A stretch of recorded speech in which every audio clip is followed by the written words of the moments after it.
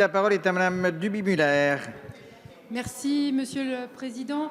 Avec les Républicains, nous considérons que les accords de libre-échange ne sont ni bons ni mauvais en soi, mais doivent être jugés au cas par cas, à l'aune des intérêts de notre pays. Laisser vivre le marché économique mondial, développer le libre-échange, oui. Favoriser les échanges entre la France et le Canada et l'ouverture des marchés publics, oui.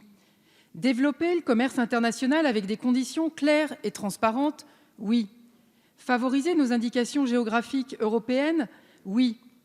Mais le faire au détriment de nos éleveurs et de notre filière bovine, c'est non. En l'état actuel, cet accord n'est pas acceptable pour la filière bovine française. Pas acceptable car nous refusons que l'agriculture soit la variable d'ajustement des traités commerciaux. Dans le détail, le CETA ouvre la porte à des risques sanitaires parce que l'on dénombre 46 produits phytosanitaires au Canada qui sont interdits en Europe. Ainsi, les farines animales sont autorisées au Canada mais interdites en Europe.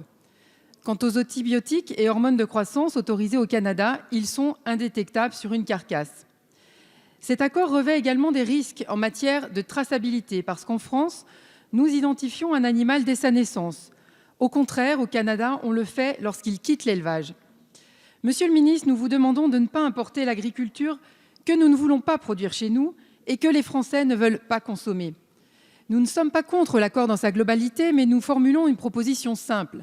Exclure la viande bovine de l'accord en tant que produit sensible, au même titre qu'une grande partie de la filière avicole. N'est-il pas aberrant d'aller chercher de la viande à 12 000 km alors que nous la faisons sur notre territoire, et je ne parle pas du bilan carbone? N'est-il pas incompréhensible d'importer des viandes traitées avec des produits interdits en France?